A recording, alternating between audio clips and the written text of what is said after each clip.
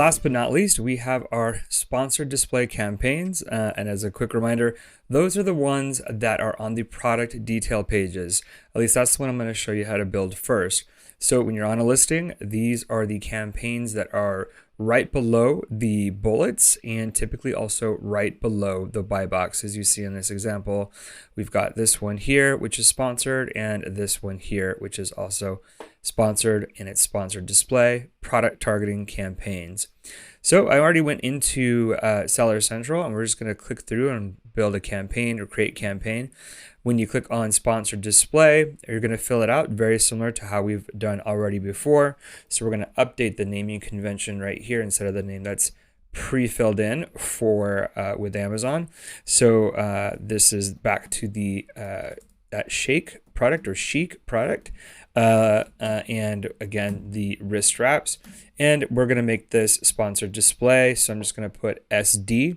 I'm actually going to call this SD product because there is another type of campaign, which is audience targeting, which I'll show you how to do next.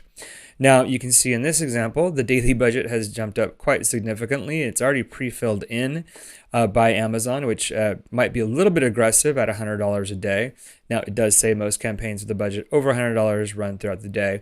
However, in this case, I would say it's still safe to go back to the $30 a day and just see how it does. I'll show you when we go over optimizations, how you can quickly see if your budgets are going out on a regular basis. So start low and then work your way up unless you want to be aggressive and go ahead and accept that $100 a day recommendation.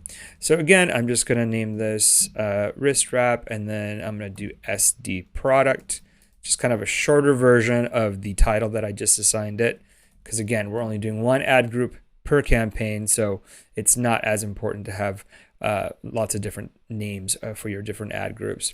So we're going to go ahead and do that product that I just showed you the actual listing for. And again, different targeting, every single campaign type from sponsored products to sponsored brands to now sponsored display has at least two different targeting types. Sponsored display has product targeting, but no keyword targeting here. So this is strictly a product targeting or ASIN based type campaign. But then there's also audiences, which I will show you next. So this does have different optimization, bid optimization, algorithms, or templates that Amazon has recently launched. And so you'll see that the optimize for page visits is the one that they have pre-selected for what we did, which is product targeting. And effectively, it's just saying we're going to optimize your bids for higher detail page visits. Drive product consideration by showing your ads to shoppers more likely to click on your ad. Now, this is definitely one that I would recommend over this top one here. This top one here is not a CPC model. It's actually cost per 1,000 clicks. So it's a little bit more advanced. It's the newest one of the new optimization module or templates that I've seen here. So I would definitely avoid this one, at least for now, until there's a lot more data on it. You might be tempted to use optimize for conversions, but I do feel like, especially if this is a brand new product, optimizing for page visits is going to get you the most visibility and potentially the most data that you can then leverage to optimize this campaign. So I would go ahead and keep it at optimize for page visits for this one. The default bid is $1. If you wanted to go a little bit more aggressive, just for the default, you can do that, but again, we're going to alter the bids down here anyways once these are selected. So the products that you want to include in this are very similar to the details, the ASINs that we found earlier when we built out the product targeting, sponsored product targeting campaign. So the same research that I already did in Cerebro by looking at those three different ASINs, it's the same research that you'll want to do if it's going to work for sponsored product targeting campaigns. It'll probably work for this as well. Now, you will note that the major difference is that instead of one category suggestion that we got for sponsored products, we've got quite a few different ones. I believe the only product category that was mentioned was weightlifting belts previously, but now we've got quite a few different options. So I believe this is partly because it's sponsored display. is a little bit more advanced. It does have some connections with, or at least some features and capabilities of the Amazon DSP, which is their demand side platform.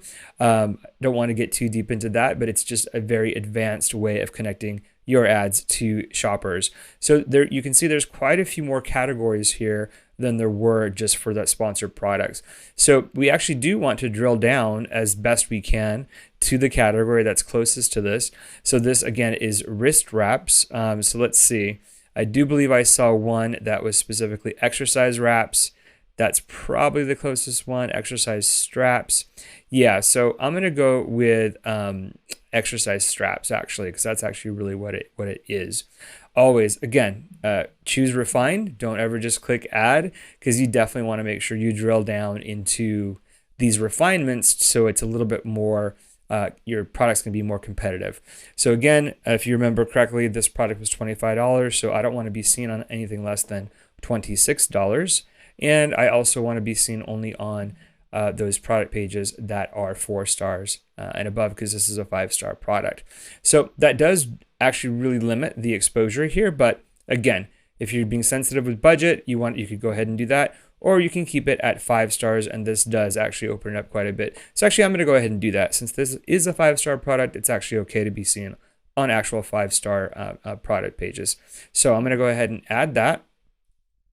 Now you can see that Amazon has already added a category as well, which was at the top before I scrolled down here. See, so this is something new. It's called dynamic segments. You can see it says new right there. This might be something that is worth testing out once there's more data.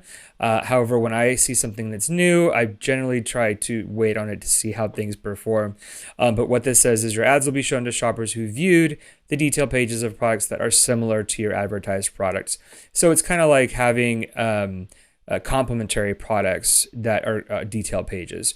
But I'm pretty confident that between the category that we're just going to add right now, as well as the ASINs, again, that we're also going to add right now, that we don't need that one. So I went ahead and X'd it out right there.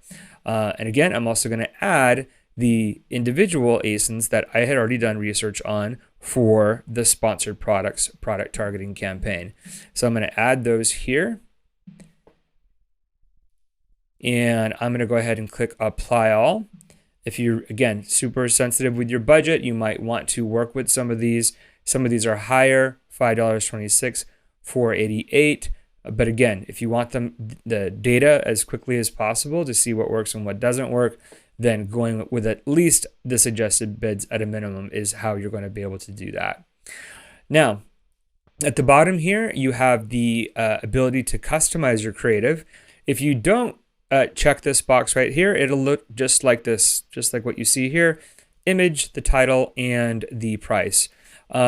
Now, if you do have the ability to add a logo and a headline, just like we did for sponsored brand ads in the previous module, you should go ahead and do that. So let's see. I do think that we have a different logo. So change logo there, edit logo. Now, what Amazon has done recently is have a creative assets section, which you can also pre-fill things into so that everything is here. But I went ahead and I already know that I saved that particular logo in my downloads, as you just saw. So it works fine just like that. As soon as you enter it, you can see now that's the product image, but now it's actually a title as well. So let's see. I'm going to save the crop. That looks like it's pretty accurate there as far as the sizing goes. And again, I already kind of saved a tagline or a headline, so to speak. So let's see if that fits. We've got 50 characters remaining here, 17 characters. So this works. So now it's just a little bit more attention grabbing. You've got the logo and you've got a tagline, so to speak, here to draw the shopper's attention. And again, similar to the sponsored brands campaigns, you can also add a custom image. If I had a custom image, I would do that. This is also still fairly new. So it effectively, if you have a custom image, it just takes the place completely of everything at the top right here. So it's got to be a really good image. It should be obviously specific to this product. So these are very custom.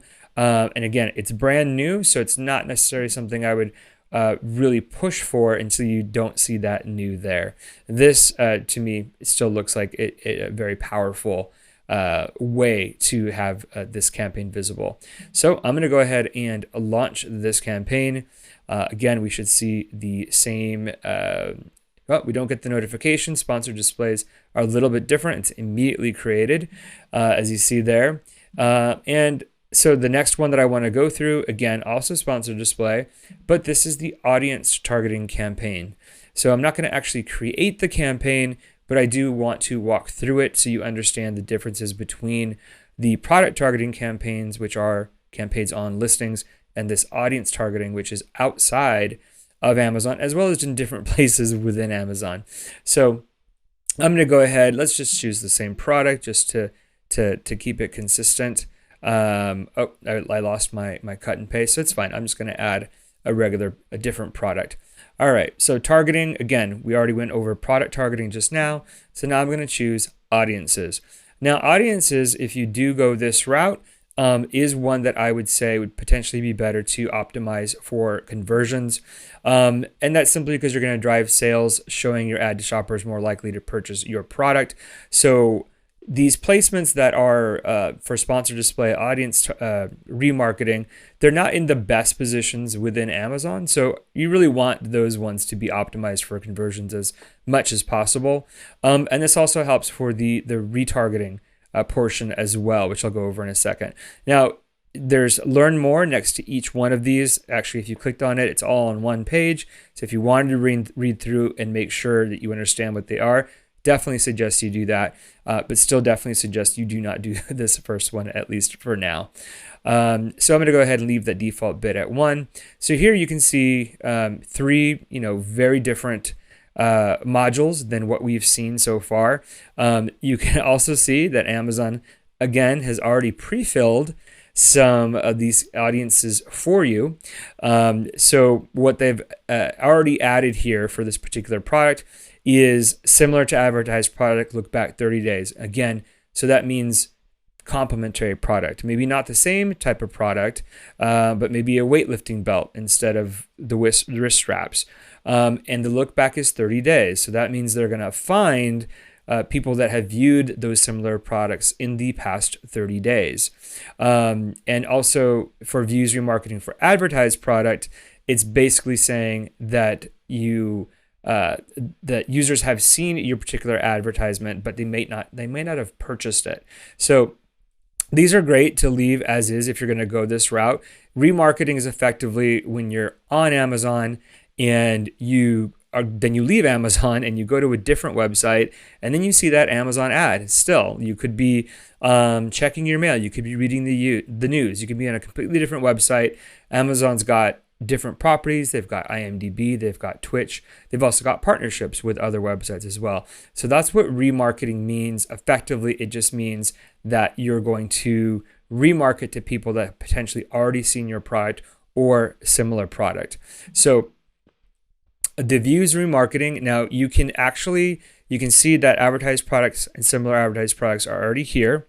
That's why they say added each one. But you can also target by audiences. So if you wanted to drill down into people that were looking at specific types of products, you can see that right here. Weightlifting belts, strength training weights, awards, wrestling. So there is award trophies. So not as relevant as far as the categories that were mentioned before. But if you did see one here that matched your particular product, it might be worth going ahead and doing that particular one. But for right now, the views remarketing is kind of the oldest one. It's basically how sponsored display started, was as a remarketing tool campaign only. The Amazon audiences, a little bit more in depth. This is, again, much more related to Amazon's DSP capabilities. So you can drill down yourself and find different audience segments if you wanted to do that. But if you're just starting out, it's probably a safe bet for you just to stick to reviews, remarketing, and to actually choose the 2 categories that they have actually mentioned for you. So again, same concept to the one that we just did. We do want to customize our creatives whenever we can. So the brand logo is there. We would do a headline there. I'm going to go ahead and save add the one that I just did for this one so you can kind of see it, even though I'm not going to be launching this one. But again, for the campaign placements for this particular one that are inside Amazon, which are not as many as what I just showed you on the product detail pages or on the search results pages, then this is what this particular campaign type would look like. More importantly, this is what it would look like off Amazon. Again, you're on Amazon, you're looking at this product, and you go to a different website and you see it somewhere on that particular page. It's going to look similar to this, and that is how you create them. So hopefully you've enjoyed running through all the different campaign types again and how to build them. I'm going to exit out of this so I don't actually create this campaign, and stay tuned to the next module for actually optimizing these campaigns once they've been running for a while.